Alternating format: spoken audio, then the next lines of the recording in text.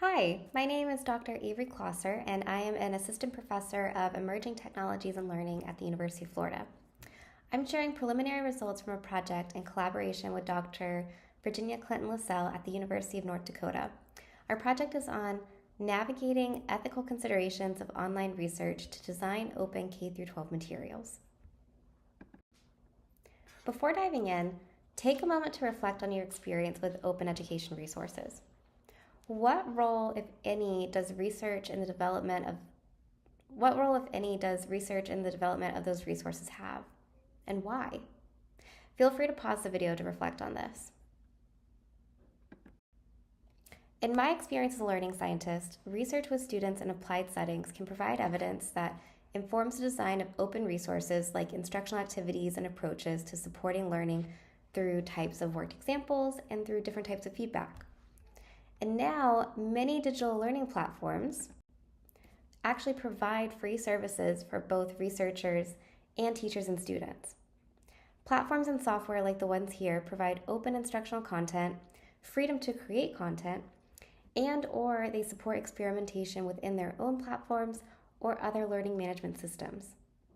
By doing so, they're creating infrastructure for open materials to be rapidly developed, tested, iterated on, and delivered.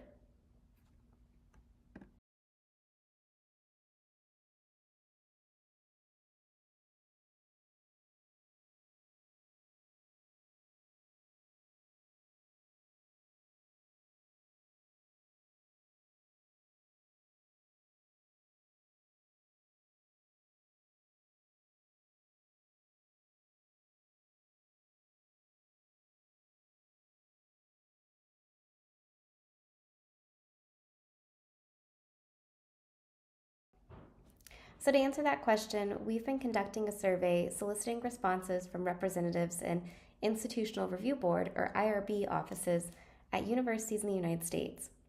Our research questions are: 1. How is an IRB application involving a digital learning platform for K-12 education research reviewed across institutions in the U.S.? And 2, how, if at all, is IRB determination informed by the goal of testing features to improve the design of free online math tutoring? So, to answer these questions, we have designed a survey in Qualtrics where participants first fill out a consent form. We ask them to then read an abbreviated version of an IRB application with a project that involves using materials created in an educational tutoring platform with elementary school students. After they read the sample application, they provide their determination of the project and then provide some demographic information about their institution. So far, we have emailed 452 universities that have been classified as either very high research levels, or other doctoral professional universities as set by Carnegie Learning classifications. And here, if you want to pause the video, you are welcome to read this section of the abbreviated proposal to get an idea for what the experiment is about.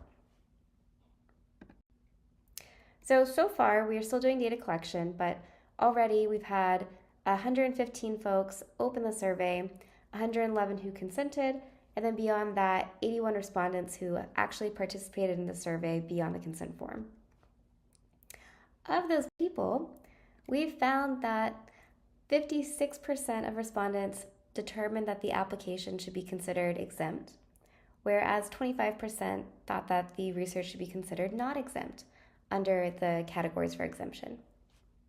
Digging into that a little bit deeper, we can see that the different respondents also had different determinations or different rationales for their determination. So for folks who said the research was exempt, we asked why, under which categories would you consider it exempt, and some people gave multiple exemption categories. Overwhelmingly, 41 people said that this would fall under education research, 7 said this would fall under surveys, interviews, educational tests, public observations, and 3 individuals said this counts as a benign behavioral intervention. For the folks who said this research would not be considered exempt, at least with the information provided in the survey, one did not give a determination on why. One actually said this would not be considered human subjects research, so exempt wouldn't be necessary. 21 overwhelmingly said this would probably warrant expedited approval and had follow-up questions or more information they would request from the researchers. One said that they would needed this to go through full board review for full approval, and one person said that this would be considered unethical and they wouldn't provide approval at all.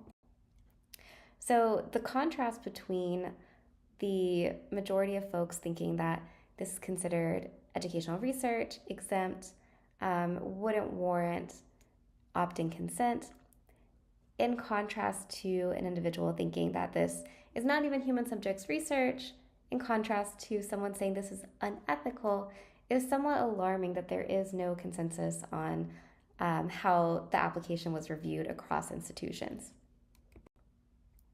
And then coming back to the role of our goal in informing open materials, I pulled a few quotes on how respondents said that the goal of informing open materials played into their decision-making process. So there was a theme that a lot of respondents said, this information does not inform my decision as it does not impact the level of risk. Another respondent said, I think the fact that the prospective subjects are a vulnerable population is more crucial than the goal of improving the design of online math tutoring. Another individual said, it is open access, therefore parental permission would also not be needed. The tutoring can be incorporated in the general curriculum. So between those two responses, we're seeing a different interpretation, but still the same consideration of wanting to consider how do we work with students and what is the level of involvement that we need from parents for informed consent. And finally, a respondent said, the fact that the online material is available during classroom time in a platform that students already utilize was the determination for me. So we see that providing the information that the research is looking to inform the design of open materials may not change the way the study is viewed, but helps provide additional context that's useful to the reviewers. So we are still doing data collection and we are still doing data analysis, but from what we can see from preliminary results, it seems that there is no field-wide consensus yet on how this research should be done. This is alarming considering that educational technology and free platforms are being used increasingly often and can be a great way to provide students with open education resources. But if we can figure out standards for how to do research to inform those resources, they could be so much more powerful. We also see through the open responses so far that IRB representatives are attending to different ethical considerations. And through the responses I shared, I hope that that's given you an idea of what some of those considerations may be and how to consider incorporating them in applications if you are doing research with this intent. And I wanted to point out that the goal of informing open materials is only somewhat informative, but it seems that it does help convey your intention and your plan with research to inform IRB determination. So looking ahead, we're going to continue data collection analysis. We're going to do a deeper dive on how these different standards may vary based on university characteristics and do a thematic analysis of open responses to better understand what are ethical considerations that IRBs are undertaking and how can we share those to help with transparency for this research process. Thank you so much for listening, and please feel free to email me if you have any questions. All right, thank you.